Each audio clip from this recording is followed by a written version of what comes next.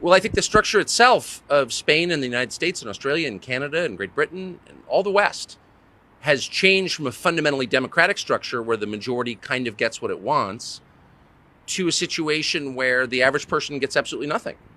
And there's no correlation, there's no connection between what people want and what the government does. That's not democracy. A smaller group of people wields more power, economic and political power, than ever before. And so either one of two things is going to happen. Either you're going to have dictatorship, and that's where we're moving, or you're going to have some sort of mass reaction that's going to bring us back to democracy. But we're on a collision course.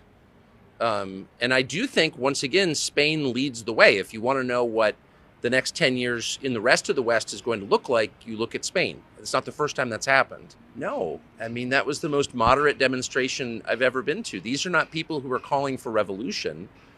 These are people who are calling on the government to make good on its core promise, which is to represent them and to share power among the people. That's what democracy is. Democracy is the government where the people rule. And if you have a government that pays no attention to what people want, that's not a democracy.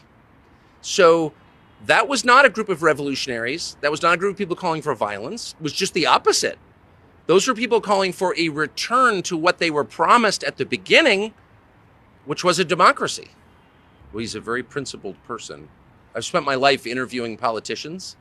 I've interviewed every politician. That's what I do for a living. And politicians are interested in politics. How do I get power? How do I win these votes? How do I bring these coalitions together?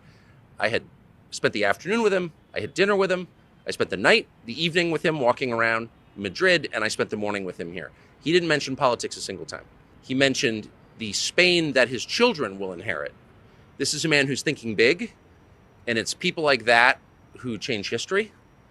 People who can take 3 steps back and think, what will this look like in 100 years? That's who I thought he was. And so I was very impressed. And I don't like politicians. I don't spend time with them voluntarily.